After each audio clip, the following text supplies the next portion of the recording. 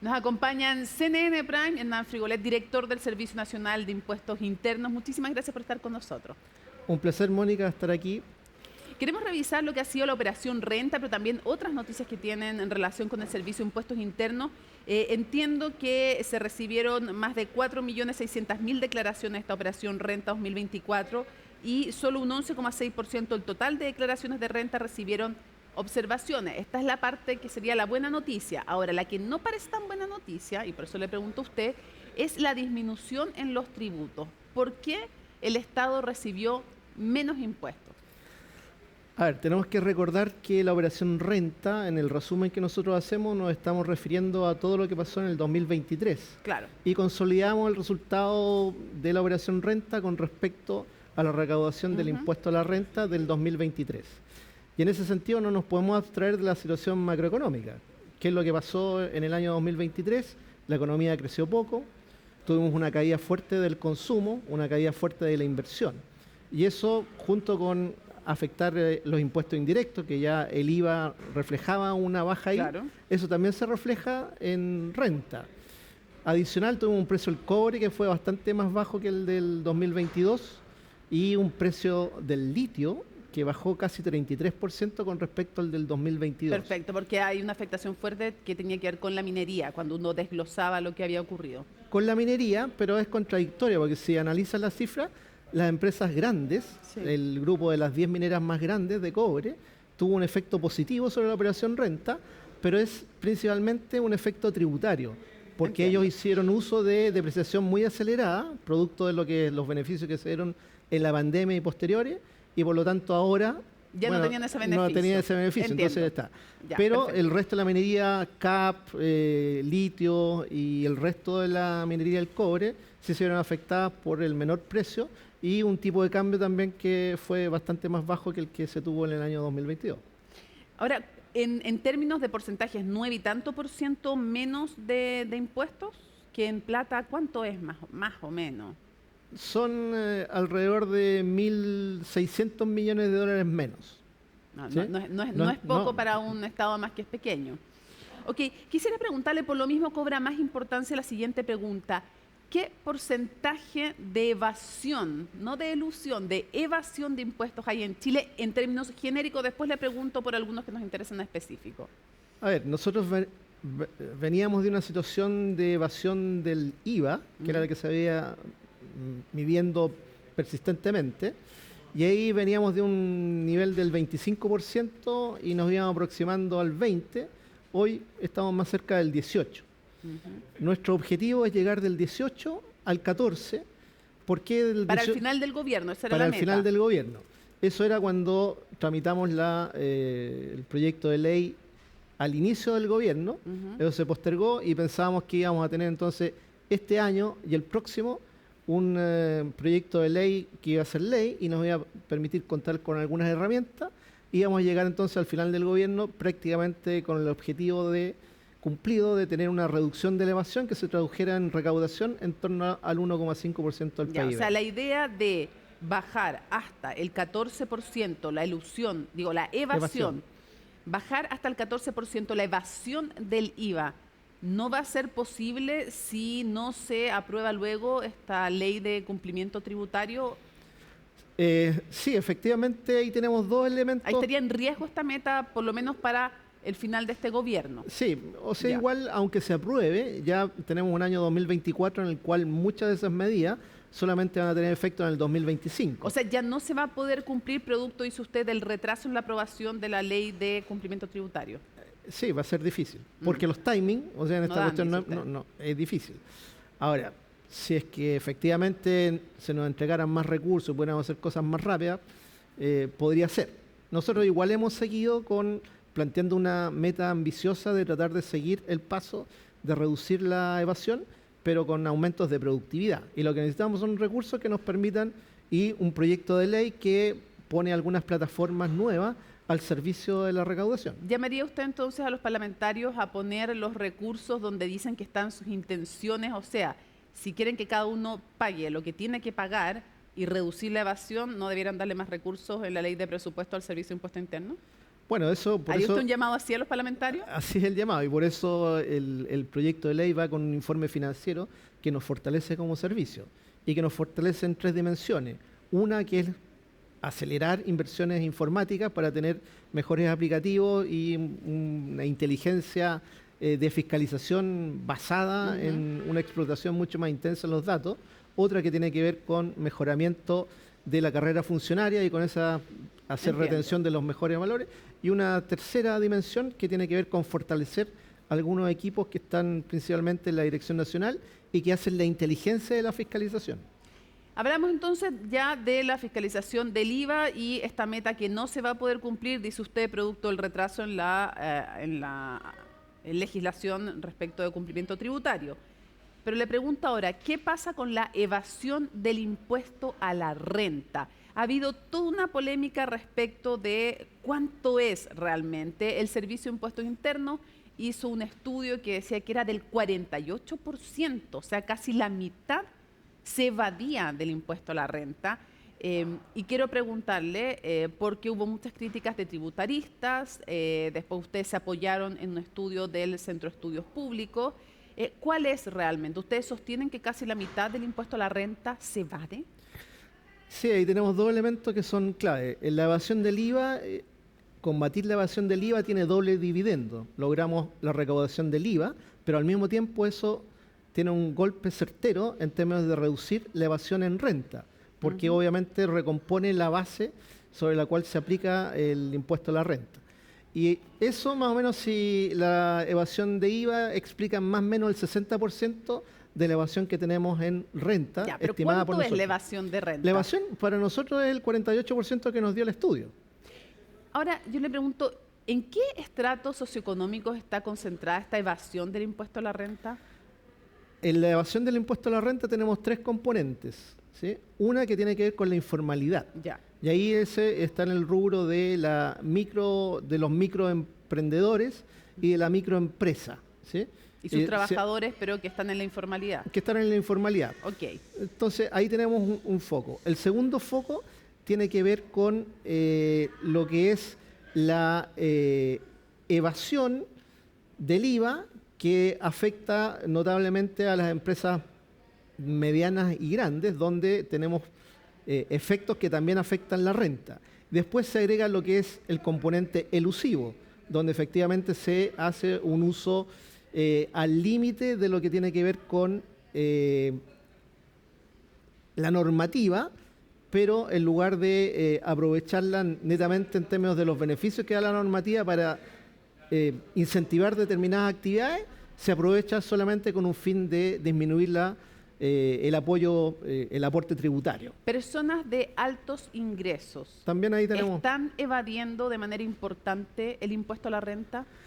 Sí, ahí tenemos un elemento importante donde efectivamente los altos patrimonios, que es un foco que siempre en las operaciones de renta nosotros los tenemos allí, generan entonces un proceso en términos de evasión y también de elusión. ¿La evasión cómo la hacen y la elusión cómo la hacen? Porque no son la misma cosa.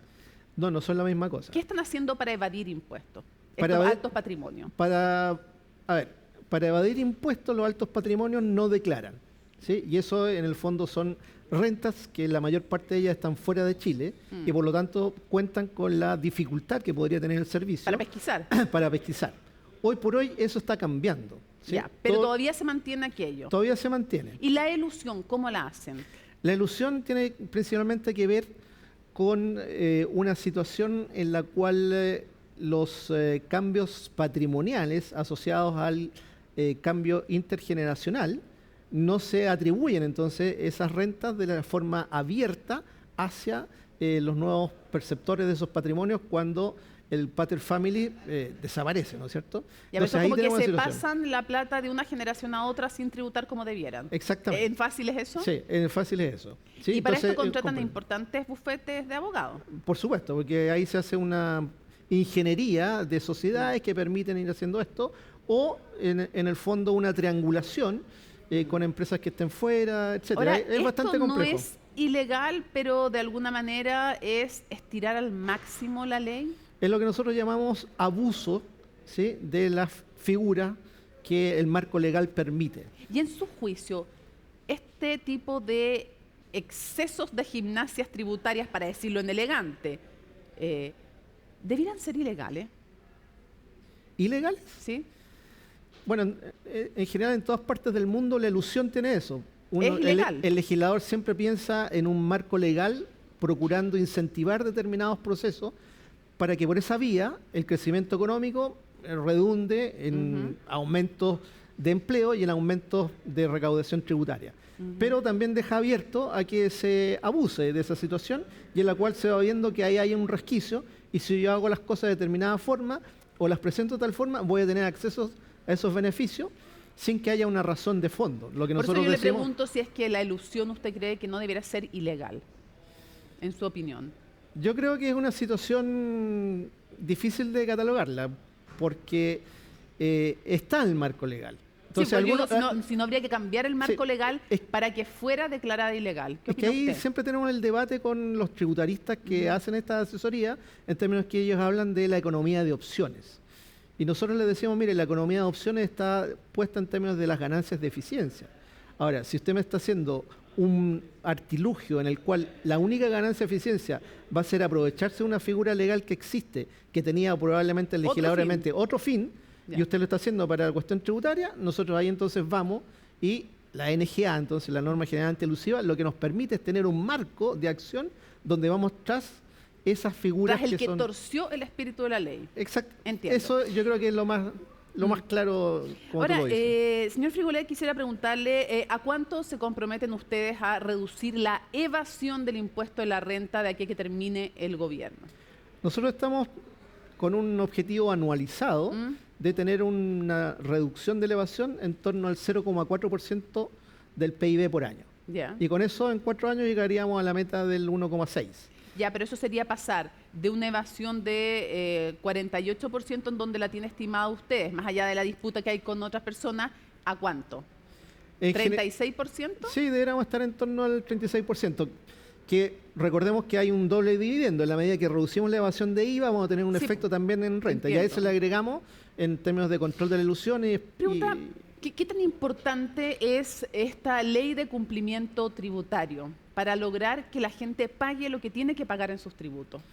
Mira, la ley tiene varios elementos importantes. Uno de ellos tiene que ver con tener mejores herramientas. Ya. Otro que tiene que ver con emparejar la cancha. Por ejemplo, plataformas de importación masiva como AliExpress, Amazon, eBay. Hoy por hoy muchas de ellas tienen volúmenes importantes de importación y no pagan IVA. Entonces lo que vamos a hacer ahora es un proceso en el cual las plataformas, igual que como lo estamos haciendo con los servicios digitales, las plataformas van a ser los retenedores del IVA y la van a integrar. Esto va a encarecer el precio de los productos, ¿no? Sí, con el 19%, porque si no lo pagan, van a pasar a pagar el 19%.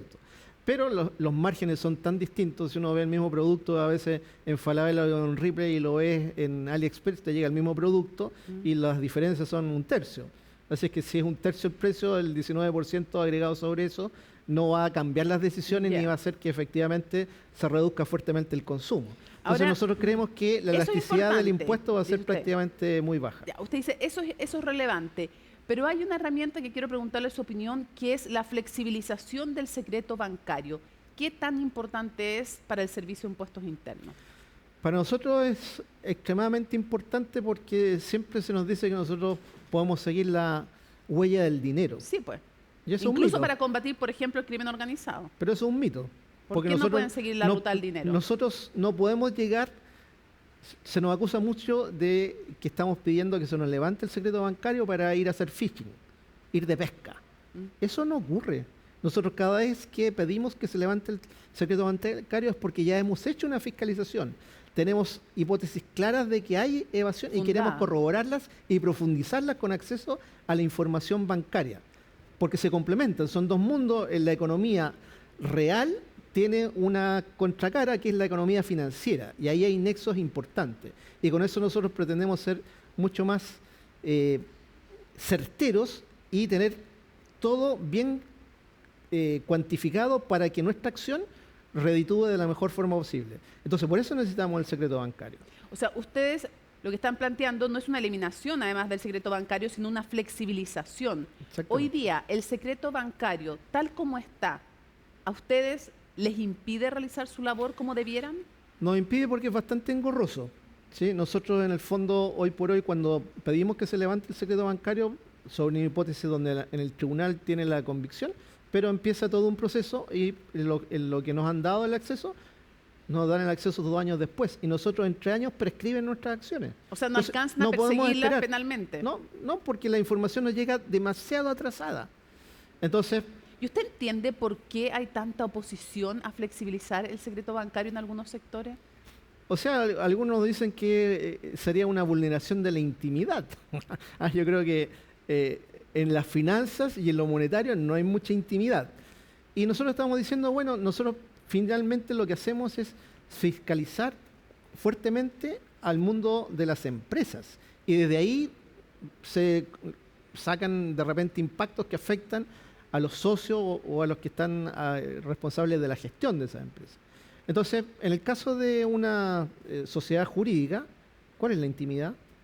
¿Hay alguna defensa de alguna manera como gremial frente a esta oposición a la flexibilización del secreto bancario? Yo creo que en el mundo de hoy, en lo que es las transacciones financieras, necesitamos más transparencia que nunca. ¿Estamos Porque atrasados si no, en relación a lo que pasa en otras partes del mundo? Sí, yo creo que en O otras sea, se lo pregunto en fácil, en otras partes del mundo, a los que siempre nos gusta compararnos con la OCDE y con estos países más desarrollados, el secreto bancario es más flexible para levantarse, ¿no? es completamente flexible. Ah. Y de hecho, las administraciones tributarias entran y obtienen la información prácticamente sin pedirle autorización a nadie. Quiero preguntarle, ¿qué nuevas formas de evasión han detectado? Porque usted dice, nos están bypaseando, estamos detectando nuevas formas de evasión. ¿A qué se refiere? No sé si te ha pasado a ti entrar a un negocio y que te ofrecen, en lugar de usar la maquinita de pago, tu tarjeta de débito, tu tarjeta de crédito, que le haga un pago con una transferencia electrónica directa. Sí. ¿Sí? Y bueno, esa es una forma de evasión, porque eso no va a quedar transacción y si no te emite la boleta, es una venta en negro. Es una nueva forma digital de hacer la venta en negro. ¿Hay otras más? Sí, seguramente hay otras, pero Ya, eso pero la esa podemos es mantener. la más... Esa es la más y que uno ve. Incluso Ya. en algunas peluquerías uno ve con tarjetas y sin tarjeta es otro precio. Es un incentivo a evadir. Es una evasión ya descarada, diría yo, ¿no? Ahora, quisiera preguntarle justamente, porque hay un parlamentario independiente PPD, Jaime Araya, que ha dicho que Chile es un paraíso para el crimen organizado y los han criticado ustedes porque dice que no fiscalizan cómo deberían, por ejemplo, las peluquerías. Me acordé a raíz de que usted habla de las peluquerías, por ejemplo, sin estigmatizar a muchos peluqueros que trabajan correctamente, obviamente. Pero quiero preguntarle, ¿usted le ha llamado como, por ejemplo, primero que responde a esto que de alguna manera Chile es un paraíso para el crimen organizado porque no se fiscalizan los impuestos, entre otras cosas, como se debiera? A ver, nosotros hacemos una fiscalización bastante certera. Dentro de América Latina, nuestra tasa de evasión, yo me aventuraría a decir, es la más baja. Y por bastante... Bueno, no sé si tan buena la distancia. comparación del barrio con Por el que eso te está digo, comparando al respecto. Por eso nosotros nos comparamos con la OCDE y Ya. estamos pretendiendo pasar del 18% de evasión al IVA al 14% para compararnos con países como Portugal, Bélgica, etcétera. Y de ahí seguir bajando, pero tenemos claro que de ahí en adelante la cosa se hace más difícil. ¿Pero podrían fiscalizar más y mejor, por ejemplo, con herramientas que hoy día no tienen? Sí.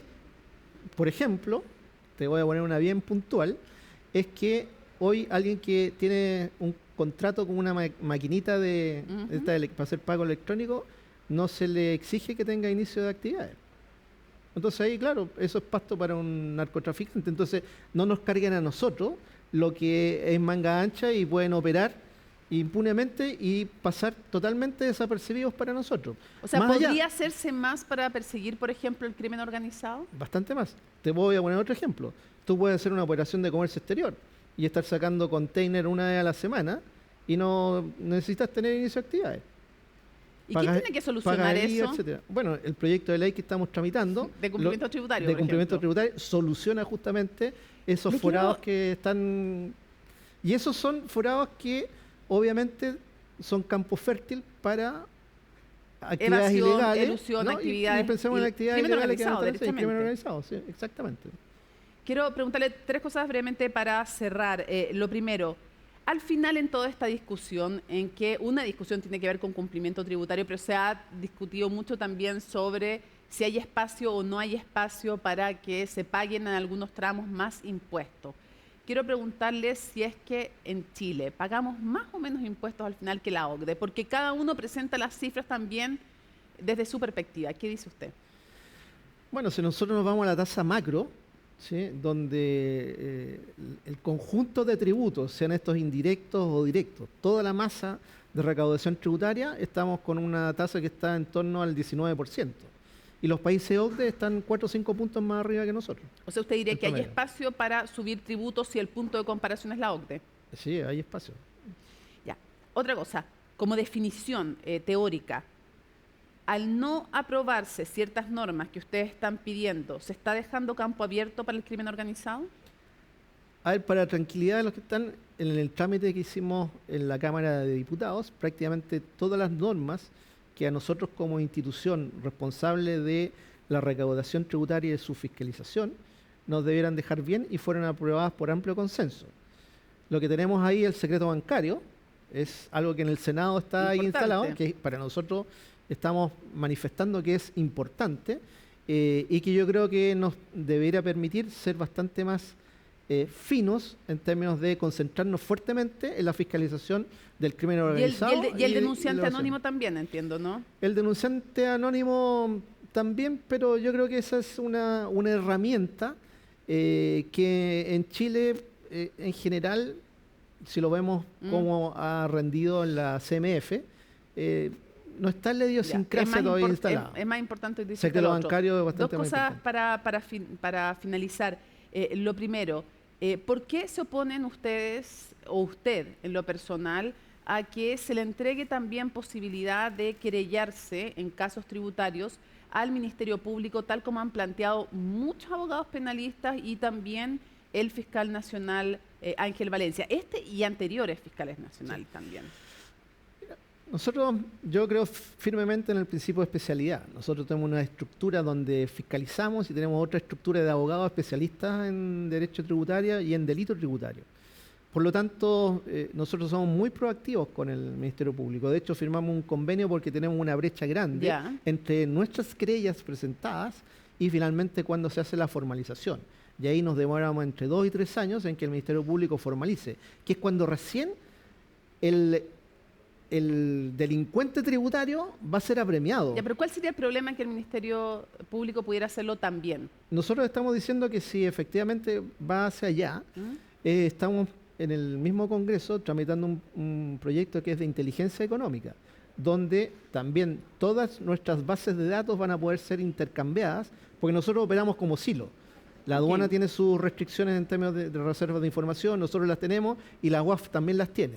Entonces esos 3 organismos nos hemos alineado detrás de este proyecto de inteligencia económica y esperaríamos que el Ministerio Público se alinee allí y desde allí entonces podamos hacer una acción muy coordinada para controlar al crimen organizado. Porque usted habló en algún momento de la especialidad, pero resulta cuando uno ve casos como Fragatas, Penta, SQM y puedo nombrarle como unos 10 más, fueron descubiertos por el Ministerio Público, casos de evasión tributaria y no por el Servicio de Impuesto Interno. O sea que tal vez sería más interesante lo que usted plantea de, más que decir no, que se haga de manera coordinada. Sí, recordemos que el caso Penta no lo descubrió el Ministerio Público, fue una rencilla interna y alguien declaró que el que termina tomando la hebra es el Ministerio Público, Fragatas y otros. Sí. En muchos otros casos, de hecho ahora los megafraudes y todo eso, la acción del Servicio de Impuesto Interno fue la precursora. Sí, pero me dijo que hace un trabajo conjunto, por eso pareciera interesante eso.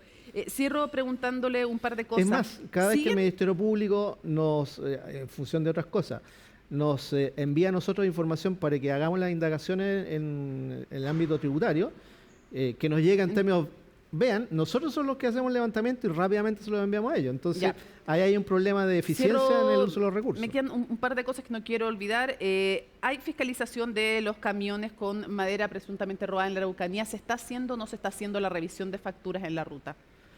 Se está haciendo operativos, pero también estamos aplicando mucha inteligencia. O sea, estamos yendo efectivamente por la vía de la facturación electrónica y las guías de despacho electrónicas. ¿Pero les falta personal para poder fiscalizar más de lo que ustedes querrían fiscalizar en ruta?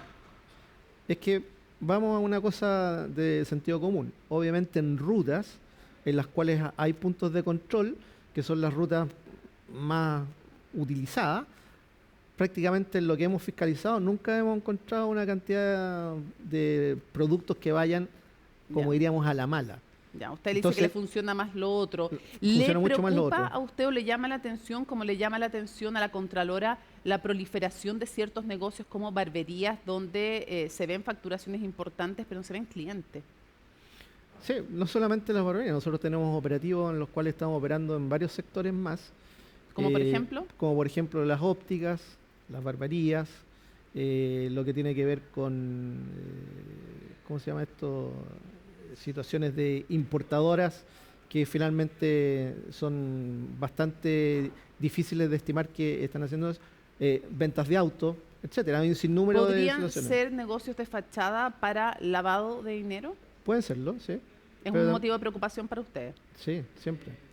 Y de Y- hecho, esto que tengamos la información digitalizada, etcétera, y que tengamos pleno acceso al que vaya siendo cada vez más obligatorio hacer inicio de actividades cuando uno tiene una actividad comercial detrás, el mejor control de las maquinitas de pago, etcétera.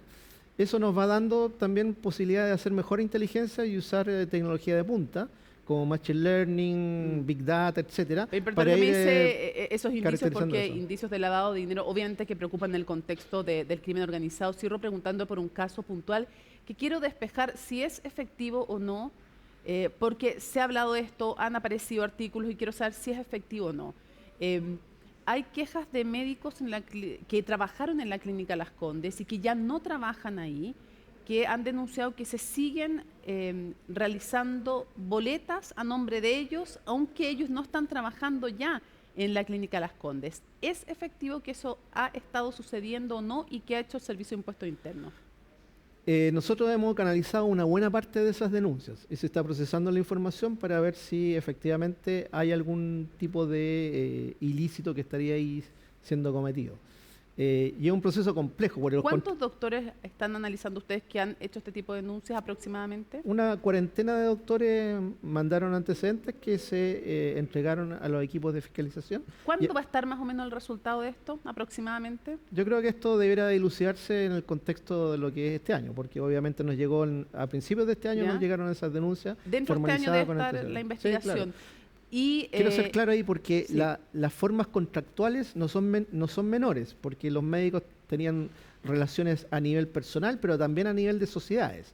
Y tienen ahí algunas firmas de contratos que tienen que ver en términos de los flujos financieros asociados a anticipos que se podían hacer en términos de los pagos que están retenidos o no por la Ya, ISAPRE. pero lo que no sería legal es seguir haciendo boletas a nombre de un Sí. doctor si es que ya no está trabajando Exactamente. ahí. Sí, ahí hay ¿Y una eso sería, situación difícil. eso sería para bajar tasa de impuestos eventualmente? Eventualmente eso lo que está haciendo es abultar los costos operacionales de la clínica. Y con eso Sí. se reduce la base impositiva. Sí, pero tenemos que ver si efectivamente... Si es que fuera si así. es que fuera así. Entonces Si es tenemos que que fuera así. hacer un chequeo integral. ¿Hasta ahora le parecen sólidos los antecedentes de esta denuncia? O sea, lo que hemos recibido es la información que los médicos nos han hecho y con justa razón, muchos de ellos que ya estaban hace un par de años desvinculados y les vuelve a salir una boleta de honorarios emitida por tercero. ¿Habría alguna explicación para eso? Si ya no están trabajando en una clínica, que aparezca una boleta a nombre de estos doctores. Por eso tenemos que analizar ahí la situación de los contratos que hay detrás y de las transacciones que están realizándose con cargo a qué. Ya, Entonces, y si ahí esto es es importante. efectivo, ¿eso se denuncia ante la justicia? Sí, por supuesto, ahí tenemos que hacer la querella del caso si es que corresponde. Hernán Frigolet, muchísimas gracias por habernos acompañado en CNN Chile analizando el panorama tributario de nuestro país. Un placer.